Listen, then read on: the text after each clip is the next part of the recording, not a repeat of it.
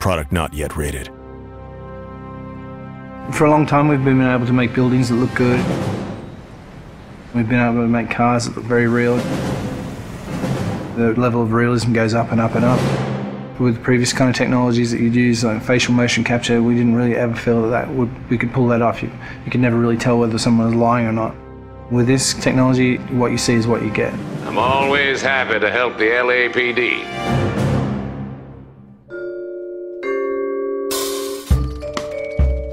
We started research on it about 5 years ago. Back then, only research groups were really doing it, this kind of 3D mesh generation from optical cameras. We thought that there might be some application for what we were doing, and this story is a detective story, so the believability of the actors' performances is key to gameplay.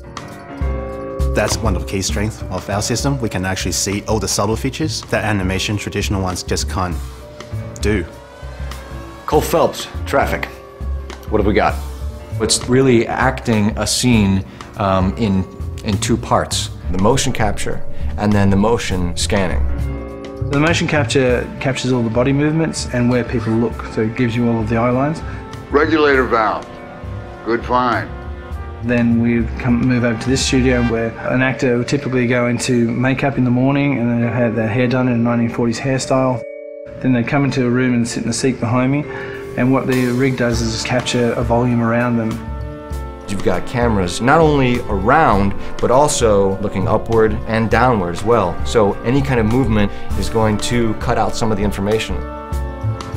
And they deliver their lines, and as they talk, they get processed and turned into 3D. And action. So the guys' names that I've been seeing doing the repairs on the heaters, they're fully licensed and accredited. We go from 2D videos to 3D meshes. I think you're lying, Rasik. I think some of your men aren't fully licensed. To compressed versions for the game. I think some of your men aren't fully licensed. You're desperate to cover your sales. The level of detail is just so high that they're just like a real person in life. You're gonna lose your wife and probably end up in the big house. I hope she was worth it. Being in the depth analysis room is a process that most people have never experienced. It's such a new technology.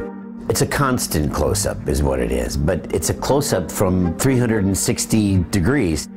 There's something pretty special about knowing that you will be recreated, but in another type of form. I saw myself today. Blow it off, Cole. These artsy-fartsy types always get a little flighty. It's me. LAPD, drop the weapon! Hey, you think I'm some kind of nut job? What proof have you got? A big theme of this game is dishonesty and to detect when people are lying. You couldn't have done that in the past. Why are you lying to me, Varley? The better you are at reading people, the more things it'll reveal, and the story goes different ways if you do that. The only way you're going to get rid of me is to give me an answer. You're out of your depth here, detective, and you're asking the wrong questions of the wrong people. Having this realism really helps. You're literally talking to that person and then seeing how they behave by asking questions.